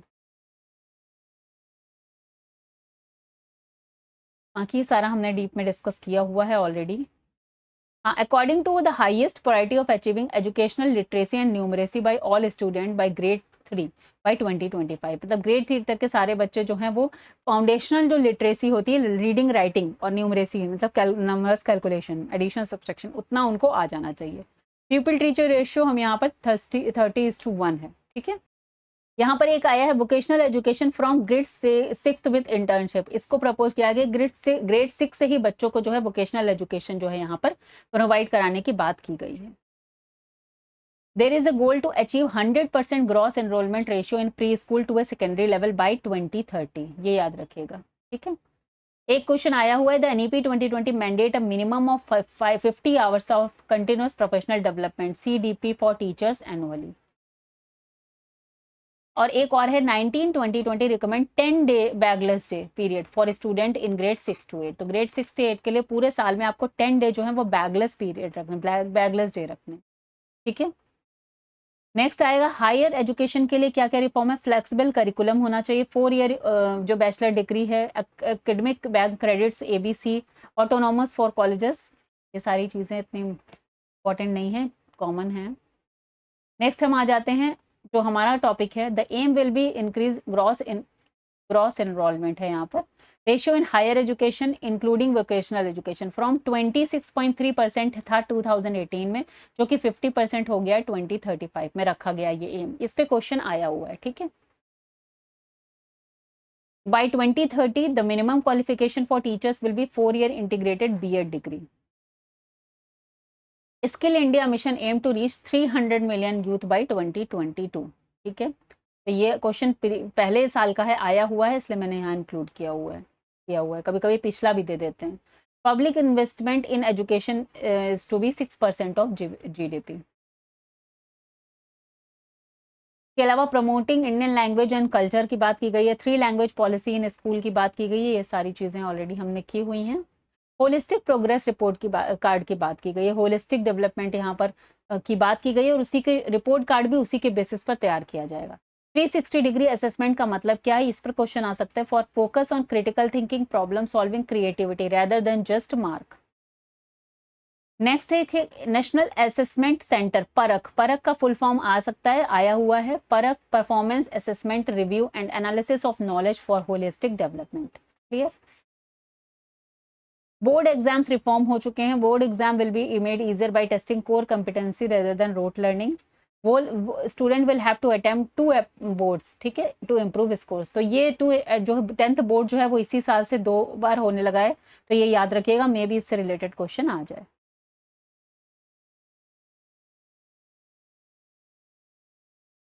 The choice based credit system CBCS, इस पर क्वेश्चन आया हुआ है, इसको याद कर लीजिए। पहले बात तो फुल फॉर्म याद कर लीजिए इसका। Types of courses under CBCS में क्या क्या है, कोर कोर्सेज भी हैं, इलेक्टिव कोर्सेज भी हैं, स्किल एनहांसमेंट कोर्सेज भी हैं और एबिलिटी एनहांसमेंट कोर्सेज भी हैं। ठीक है, कोर में मैंडेटरी सब्जेक्ट आता है, इलेक्टिव में सब्जेक्ट चूजन बाय स्टूडेंट आता है, स्किल एनहांसमेंट में जॉब रिलेटेड स्किल्स और एबिलिटी एनहांसमेंट में focus on communication, environmental studies, other soft skills. ठीक है, नेक्स्ट है digital infrastructure for knowledge sharing. पहली बात तो फुल फॉर्म आप याद कर लेंगे, digital infrastructure for knowledge sharing, launched by the government of India to enhance teaching, learning and professional development. किस लिए लॉन्च किया गया था, ये भी याद रखना है। It provides digital resources, tools, training materials for students, teachers, educational institutions across the country. ठीक है, ई लर्निंग कंटेंट भी देते हैं, जैसे interactive text books, videos, assessment and quizzes. चलिए आगे बढ़ते हैं। इट इज अलाइंड, अब ये दीक्षा जो है वो किससे अलाइंड है, PM विद्या स्वयं नेशनल डिजिटल एजुकेशन आर्किटेक्चर। ठीक है, to monitor the progress of SSA, कौन सा पोर्टल है, जो सर्व शिक्षा अभियान चल रहा था उसकी प्रोग्रेस को मॉनिटर करने के लिए शगुन पोर्टल है, जो कि लॉन्च हुआ था 2017 में। याद रखना, NISHTHA programme was initiated by ministry of human resource development. ठीक है, नेक्स्ट आता है student and teacher holistic advancement through quality education. ये किसका फुल फॉर्म है, सार्थक का, इसको याद रखना है। लॉन्च कब हुआ था, 29 जुलाई 2020। नेक्स्ट आता है national mission for monitoring NMM। पहली बात तो फुल फॉर्म याद कर लीजिएगा, is a programme design to provide monitoring support to teachers across India aiming to enhance their professional development and improve teaching quality, implemented by NCT। Clear. चलिए next देख लेते हैं। एक है PMKVY, इस पर भी क्वेश्चन आया हुआ है। It is a India's flagship skill development scheme implemented by the ministry of skill development and vocational training to provide industry skills to youth, making them more employable and livelihood. ठीक है, प्रधानमंत्री कौशल विकास योजना। Next आता है dollars report. ये इस पे भी क्वेश्चन आता है हर बार, इस बार भी आपको 2-3-4 क्वेश्चंस देखने को मिलेंगे। Dollars report, learning the treasure with in, नाम तो इसका यही है, याद रखना है। द यूनेस्को, फुल फॉर्म याद कर लेना है, United Nations educational, scientific and cultural organisation, in 1993 appointed the international commission on education for 21st century under the chairmanship of Jacques Delors. तो याद रखना है, ऑफ फ्रांस, ये कहाँ के थे, फ्रांस के थे। चेयरमैन कौन था, जैकस डॉलर्स। यूनेस्को ने अपॉइंट किया था इंटरनेशनल कमीशन ऑन एजुकेशन। ठीक है, the commission of has 14 members from different countries, और इंडिया के कौन थे, doctor Karan Singh from India. The report of the commission was published in 1996. नाम क्या था, Learning the Treasure Within. In this article, Dellers explained how education plays an important role in individual and social development. In the view of the commission, there will be 4 bases of education in 21st century. 21st century की बात की गई है। 4 bases की, learning to know, learning to do, learning to be and learning to live together। 4 the chapter 4, अभी question आ सकता है कि ये चारों चीजें, ये चारों पॉइंट्स है, इनको बोलते हैं 4 पिलर्स ऑफ एजुकेशन, और ये कहाँ पर डिस्क्राइब है? चैप्टर 4 में। Learning to know, learning to do. Summary में हम इसको देख लेंगे, जो पूछा जाता है इसका मतलब क्या है। एक यहाँ पर देखना, learning to be. In 1972 the UNESCO publish the Edgar Faure report learning to be, in which a concern were express for the inhumanization taking place in the world. Learning to be, ठीक है। अब इन चारों का meaning क्या है उसको यहाँ पर जरा समझ लेते हैं। लर्निंग टू नो का मतलब है gaining knowledge, understanding concepts and learning how to learn, focus on curiosity and reasoning. Learning to do means developing skills to face real life situations, technical, professional, social skills. Learning to be education that support personal development, personality पर, खुद के उस पर, self awareness, responsibility. And learning to live together means promoting understanding, tolerance and cooperation and peace among individuals and nations. ठीक है, learning to live together. तो ये चार का मीनिंग पूछा जाता है कि इसका क्या मीनिंग है, इसका क्या मीनिंग है। इन चारों में से कोई और नाम दे देंगे, बोल देंगे कौन सा है, तो वो याद रखिएगा। चलिए नेक्स्ट देखते हैं, राइट टू एजुकेशन एक्ट 2009। काफी कुछ इस पे हम लोगों ने ऑलरेडी किया हुआ है, बट सिंस देखिए ये आपको ऐसा लग रहा होगा कि बार बार सेम चीज रिपीट हो रही है, बिकॉज आपका टॉपिक जैसा जैसा है, मैंने चीजें वैसे वैसे इंक्लूड किए जैसा सिलेबस में आपका टॉपिक आता जा रहा है। ठीक है, तो टॉपिक में राइट टू एजुकेशन एक्ट है, मोस्ट ऑफ द चीजें हमने कर ली हैं। The right of name children to free and compulsory education act, पूरा नाम पहले तो याद रखना है। 4 अगस्त 2009 जो है इसमें पार्लियामेंट में पास हुआ था। फोर्स में कब आया था? 1 अप्रैल 2010 में। Constitution added through 86th constitutional amendment act हुआ था 2002 में। उसके बाद ये आर्टिकल 21A में जो है ऐड कर दिया गया, the state shall provide free and compulsory education to all children of the age group 6 to 14 years. ठीक है, आर्टिकल 51 में ए में क्या है? In the constitution of India merely made it fundamental duty for the parents और guardian to provide educational opportunities to his child between 6 to 14 years. तो फिर अगर फंडामेंटल ड्यूटी की बात आती है तो वो 51 ए में। ऑब्जेक्टिव इसका क्या है? वही compulsory, free compulsory education provide कराना। फ्री कंपलसरी एजुकेशन का मतलब क्या है? No tuition fee, no admission fee, no any charges. ठीक है, compulsory means it's a duty of the government to ensure education. Compulsory का मतलब क्या है? ये गवर्नमेंट की ड्यूटी हो जाती है कि वो इंश्योर करे कि हर बच्चा इनरोल करा रहा है। एज ग्रुप हमें पता है 6 to 14 year, class 1 to 6। 25% reservation, economic weaker section. No detention policy, आप हटाएंगे नहीं बच्चे को, एक्सप्लेन नहीं करेंगे, फेल नहीं करेंगे। ठीक है, नेक्स्ट आता है हमारा अचीवमेंट के बारे में। कभी कभी बात हो जाती है, क्वेश्चन आ जाता है। इंक्रीज्ड एनरोलमेंट रेट्स से बढ़ गया specially girls and disadvantage group का। इंप्रूवमेंट हुआ स्कूल इंफ्रास्ट्रक्चर में, टीचर रिक्रूटमेंट में। Introduce accountability, quality standard for elementary education. Challenges भी कभी कभी पूछ ले आते हैं। Learning outcome still remain low in many areas. अब क्यों है ऐसा? Implementation gaps in private school admission under 25% quota, lack of train teachers and infrastructure gap, no detention policy let concern about declining academic standards. तो ये since अब no detention policy बन गई, इसकी वजह से एकेडमिक स्टैंडर्ड मीन्स वो education की वो क्वालिटी है वो मेंटेन करना मुश्किल हो रहा है। एनईपी 2020 में इसके अकॉर्डिंग क्या है? Extended RTE from 3 to 18 years, that is pre primary to grade 12। यहाँ पर प्रपोज किया गया ये, ठीक है, अभी हुआ नहीं, प्रपोज किया गया। Foundational literacy and numeracy by grade 3। चलिए लास्ट देख लेते हैं, राष्ट्रीय माध्यमिक शिक्षा अभियान। ये आपका लास्ट टॉपिक है इस पेपर का। 15 August 2007 the prime minister doctor Manmohan Singh announce the universalization of secondary education in his address from the Red Fort after union government started working on it. तो मार्च 2009 में लॉन्च हुआ। Ministry of resource human resource development, government of India ने launch किया। Introduce after the success of Sarva Shiksha Abhiyan. ठीक है, 1st to 8th के लिए। To provide secondary education class 9 to 10, 100% children in 15 to 16 age group by 2015। याद रखना है। स्पेसिफिक ऑब्जेक्टिव्स पे आगे हमने बात ऑलरेडी कर ली है प्रीवियस में। की स्ट्रक्चर्स में देख सकते हैं, इंफ्रास्ट्रक्चर डेवलपमेंट की बात की गई, construction of new secondary schools, underserved areas, upgradation of upper primary school to secondary school, classroom वगैरह मीन्स इंफ्रास्ट्रक्चर पर काम करने की बात करी गई। चिल्ड्रन विद स्पेशल नीड्स को रैंप एंड फैसिलिटीज प्रोवाइड करने की बात की गई। चलिए क्वालिटेटिव गोल्स देख लेते हैं 2017 तक में। इसमें क्या रखे गए थे? Cross enrolment ratio 100% by 2017 by the end of 12th year plan. ये क्वेश्चन पूछा जा सकता है। Retention rate at least 75%।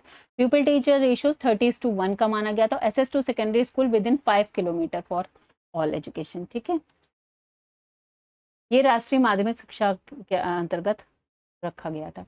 Kasturba Gandhi विद्यालय बालिका विद्यालय जुलाई 2004 में इसका ये स्टैब्लिश हुए थे। याद रखना है, कभी कभी डेट पूछ ली जाती है और ज़्यादा कुछ नहीं इसमें डिटेल पूछी जाती है। वैसे ये मॉडल स्कूल स्कीम थी, गर्ल्स हॉस्टल स्कीम थी और national inclusive education for disabled at secondary stage. ये मर्ज हो गई कब? इनटू समग्र शिक्षा अभियान इन 2018 में। ये जो राष्ट्रीय माध्यमिक शिक्षा अभियान है, ये RMSA was merged under the umbrella of Samagra Shiksha अभियान, एसएसए 2.0 बोलते हैं इसको। 2018 में ये मर्ज हो गया। तो integrated all 3 education scheme, SSA, RMSA and teacher education. ठीक है, अचीवमेंट ऑफ रमसा क्या था? Increase enrolment in class 9th and 10th specially among girls and SC/ST children, strength in infrastructure in 10,000 plus secondary schools, improved ability to of trained subject teachers, encourage technology use in classroom, contributed to reduce gender gap and secondary education। ठीक है, challenges भी कभी कभी पूछ जाते हैं कि क्यों नहीं सफल हो पाए, ये भी पूछ लेते हैं क्वेश्चन। तो रीजनल डिस्पैरिटी इन इम्प्लीमेंटेशन रूरल वर्सेस अर्बन। तो जो रूरल है और अर्बन एरिया है उसमें जो है उतना ज़्यादा जो डिफरेंस है, delay in fund disbursement of for central and state, infrastructure gaps भी होते हैं, shortage of teachers, remote area, monitoring and reporting inconsistent. तो यहाँ पर सारे इंपॉर्टेंट पॉइंट्स आपके पेपर 2 के मैंने डिस्कस कर दिए हैं और साथ में आपको चैनल पर PYQs भी अपलोडेड हैं और ये वीडियो भी मैं प्लेलिस्ट में ऐड कर दूंगी। पूरी कंप्लीट प्लेलिस्ट देखकर जाइएगा अपने एग्जाम के लिए। मिलते हैं नेक्स्ट वीडियो में। Till then bye bye, take care, have a nice day. Paper कैसा होता है मुझे कमेंट बॉक्स में लिखकर जरूर बताइएगा। Thank you so much.